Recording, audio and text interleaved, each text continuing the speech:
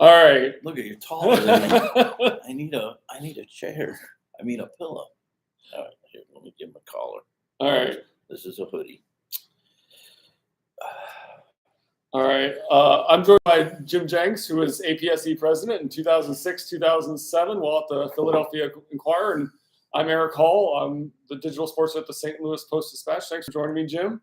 Thanks for having me. So how did you get involved with APSE? Well, it goes back to probably 1994, right after I became sports editor of the Santa Rosa Press-Democrat. Being a first-time sports editor, having worked at some big papers before that, I was familiar with APSE, obviously familiar with the contest. And when I became a sports editor, it was something I really wanted to get into.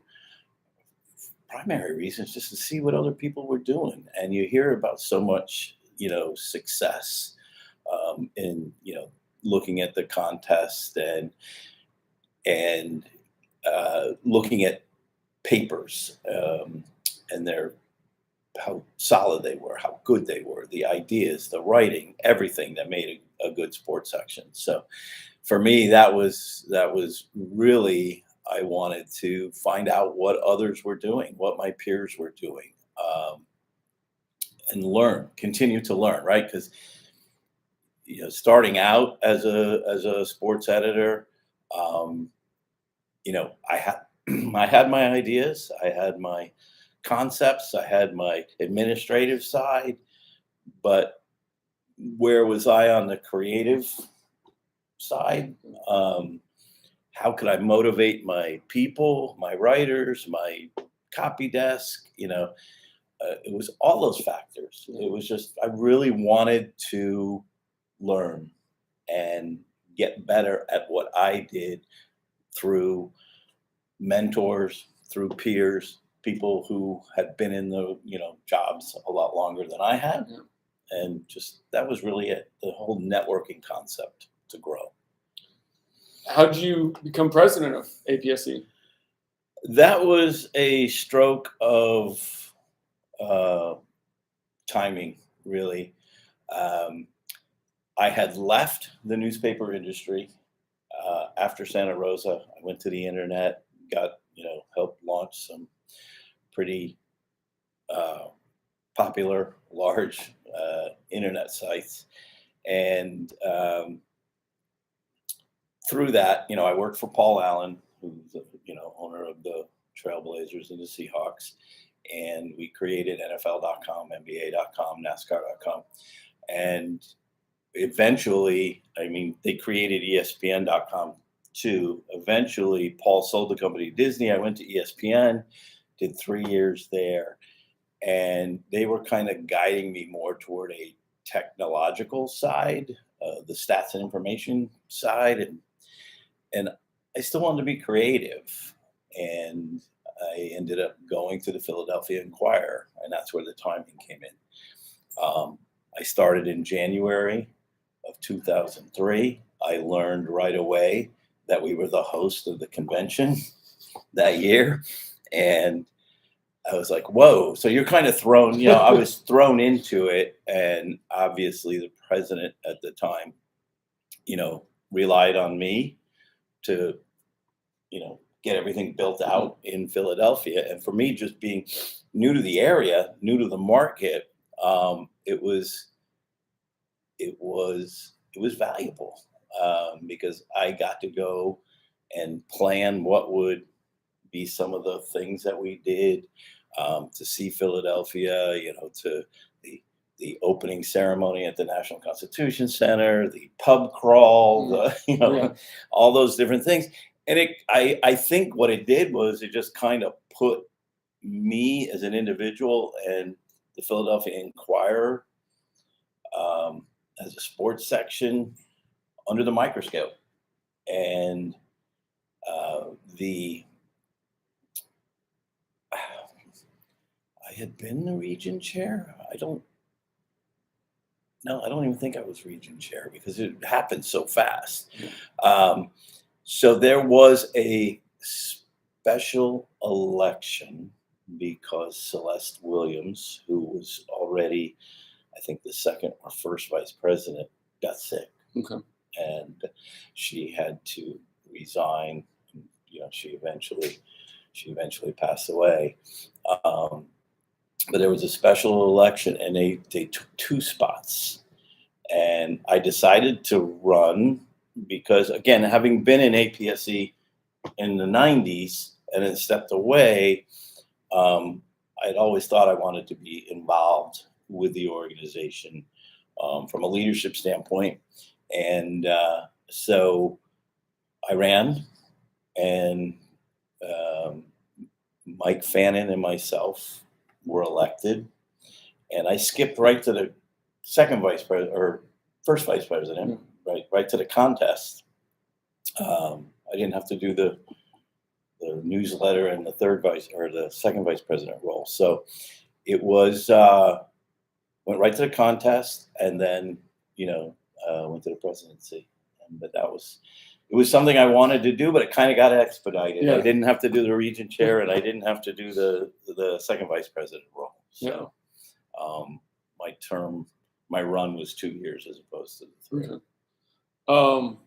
What are you most proud of from your time being president and what you had accomplished? Yeah. So my presidency was unique in a way that I focused more on the business end, because we were at a time when Knight Ridder was, I worked for Knight Ridder, and it was starting to get putting papers up for sale, right? And we could see the industry going into what has inevitably been a big decline. Yeah. And so I took it a different route, in that rather than focusing on what went in my sports section or what went in, focusing the convention on those types of things, I tried to focus it on the business side.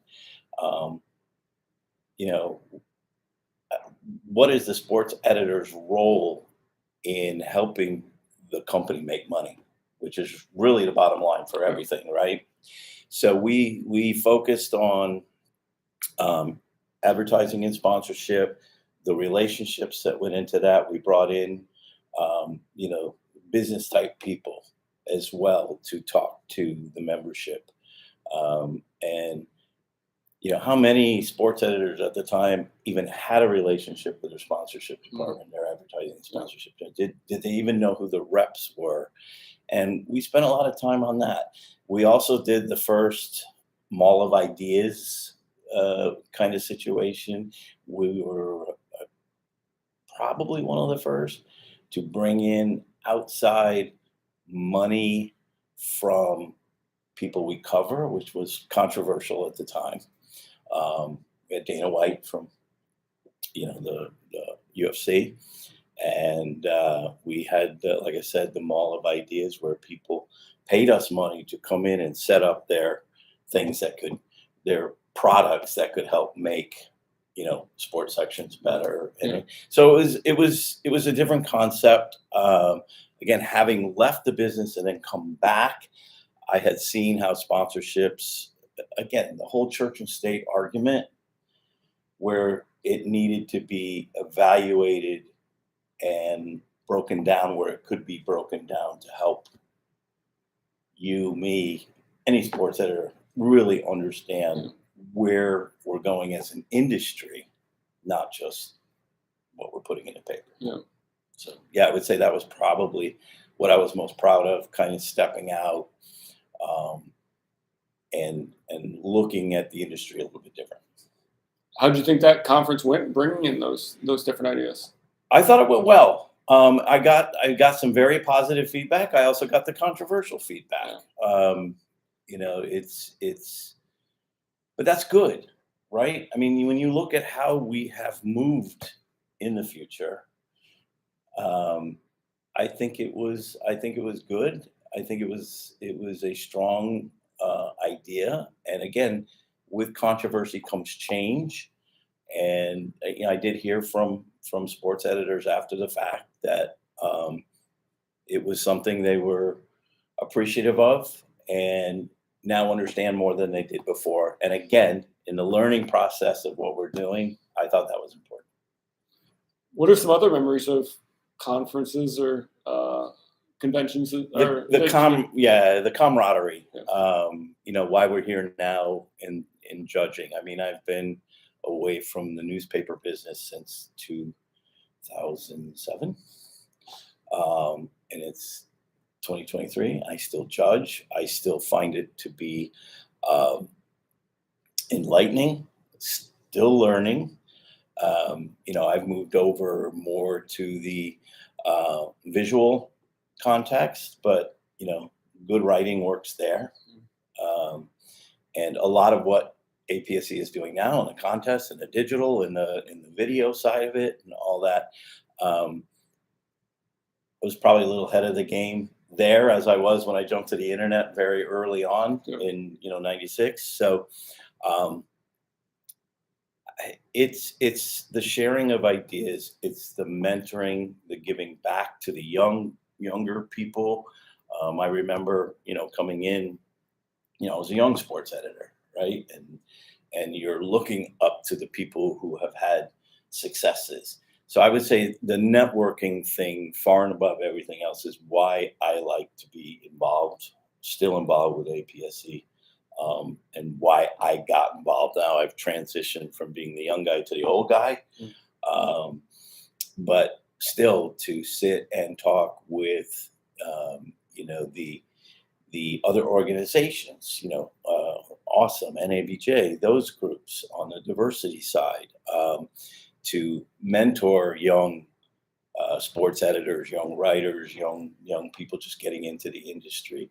I find that to be the greatest reward at this point is the give back, and the sharing, and just sitting down talking with people. What's some of the value through personal relationships that you've had and being involved with APSE? Well, so I mean, I've had friends in this organization forever. I look at somebody like Glenn Crevier, who I replaced at the Santa Rosa Press Democrat, who I replaced as APSE president. So we've had that bond forever. George, who's president now, we go back a long way. Still have pictures of George and I in Torino, celebrating my birthday and Valentine's Day and all, just silly stuff like that, where, and there's just so many stories and friendships that you make along the way. Working with the Association for Women in Sports Media, when, I left to go to Major League Baseball, there were issues with that whole church and state thing with APSE.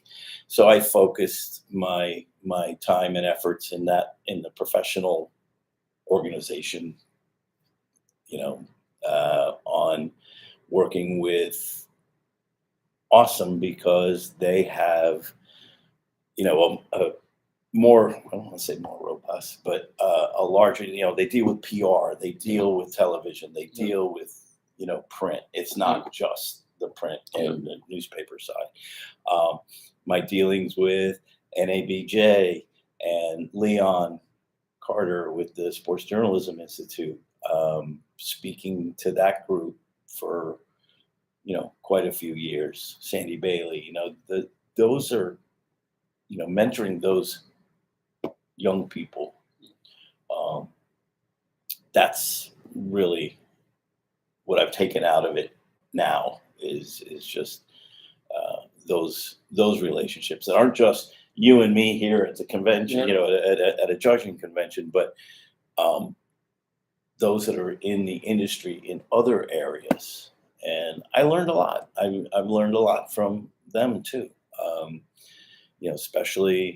Especially on the diversity front, getting plugged into that, finding out who the good candidates are. When you sit in an office and you just look at resumes, you're not getting the full picture. And when you come out and you do this and you shake hands with people and you sit, at a table with people and discuss, and I listen. try not to talk as much as I'm doing now, but do a lot more listening. Yeah. What advice would you give to future presidents of APSE? It's difficult. I listened yesterday, at the meeting, the general meeting, and it is very, very difficult right now for APSE. I think the people that, from, Gary last year and George, I think they have to be extremely open-minded to change. The industry is not the industry that the bylaws were written for. Yeah. And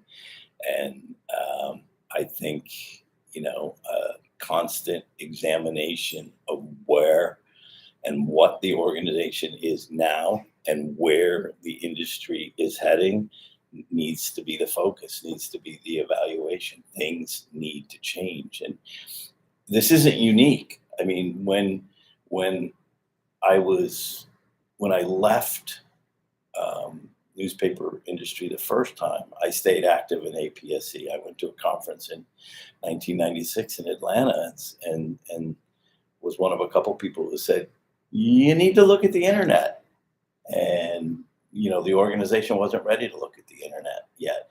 And it took almost the whole time till I came back, and not because of me. Glenn and others started it before that, but I certainly latched onto it and said, yes, they need to be more involved, right? We're losing credentials to them. We're losing, newspaper space to them. We're losing, eyeballs to them. We're losing revenue to them. We got to embrace it, figure out how to embrace it. So, yeah. What are you doing now? So right now I run media for a company called Perfect Game. It's a youth and amateur baseball event and scouting company. It's, again, a kind of a unique adventure in that we've created think about it, for an event and scouting company that does over 10,000 events a year. We've created a 24/7 linear channel called perfectgame.tv. I work very closely with Darren Sutton, who is Don Sutton's son. He's kind of the face, and I'm kind of the behind the scenes administrative budget. And, our platform is, on Roku now, Fubo TV. We're looking at other OTTs and fast channels to put it out on. So it's a whole new world, right? It's funny because I want to touch on this, because when I was at the Philadelphia Inquirer, people, the cell phone had evolved into something more than just a communication, a telephone call device. And I went to our publisher and said, we really need to hook up with, we got Comcast right here in Philadelphia. The hub is right here. Why don't we hook up with them and work on the alert system, breaking news and communicating? It was just happening. And I remember speaking to college class at Penn State. And again, this is how old I am, right? I held up a phone and said, this is what your future is going to be. Everything's going to be on. You can do, you're going to be able to do. And I wasn't a visionary. I was getting this from other people, but I could see it, right? And look now, it's crazy. Yeah. I mean, we're all reading our newspapers on the, what I remember my speech in St. Louis as I was leaving. I said, newspapers is not an industry. It's an antiquated distribution system, right? It's the news is the news. It's going to be there. It's going to, we just have to figure out how to monetize it and be better at it. And that, again, was part of my convention, there. And that was how I wrapped it up. And again, it's not me, but I could see, what was going on. And there's a little bit of I told you so in there, but it's we told you so, right? And and we're still we're grappling with it. Yeah. As an organization, we're grappling with it. As an industry, they're grappling with it, and it's just going to continue to evolve. And Perfect Game has allowed me to go out and play in the futuristic world there a little bit, while telling the stories of the athletes who will be part of Major League Baseball in the future. You know, we're getting them and teaching them media at 12, 13, 14 years old. And, you know, putting them on stage, putting them on camera, putting them, you know, in situations where they can better deal with the media. Yeah. And it's fun. It's rewarding. Again, it's kind of a give back while trying to break some new ground. Yeah. Sounds very cool. It is very cool. And again, when I see players breaking in, you know, the Kyle Tuckers of the world, you know, who I worked with as a 12-year-old, Nico Horner, who I worked with as a 12-year-old. You know, there's other Nolan Gorman. You know, these guys are just coming in right now, right? Last couple of years, but every year now, there's a player coming in that we worked with as 12, 13, 14-year-olds. And that's incredible. Yeah. That's the most fun. Yeah. And that's why I said, you know, people, you know, in my personal life, you know, ask what you do. And, you know, I say I have one of the best jobs in the world, you know, because I get to help storytell, and then watch them grow and celebrate draft nights with them. They disappear for a couple of years in minor league baseball and just kind of keep in touch, say, how you doing? And then when they get that call, we're usually kind of part of it in some way. I'm glad you found that. Yeah, so. No, I've never struggled with anything on the professional side except for bosses who were very close-minded, right? It's always just been fun. This is a great industry. Yeah. And there's so many stories out there, and part of judging is just getting to read a lot of those stories. And again, you know, if I was still in this industry, I'd be stealing story ideas, right? Yeah. For me, you know, as I'm reading through it, if something comes across my plate that's along the lines of what we're doing at Perfect Game, I won't hesitate to reach out to that subject, you know, to say, hey, we can do, you know, want to learn more about you. Yeah. So yeah, it's been cool. It's been fun. All right. Well, thanks so much for your time, Jim. Is there anything else you want to add? No, just, you know, good luck to, you know, the presidents and the organization in the future. It's going to evolve, and I'm not the negative one who's going to say you need it. You know, you need that good luck. No, because everybody's going to evolve, and the visionaries, the people who want that to be president, they've got that visionary chip in there. You know, they're guiding it. They're going to make changes, and changes again probably will be controversial, but in the end, the change will be good. Yeah. All right. Thanks so much.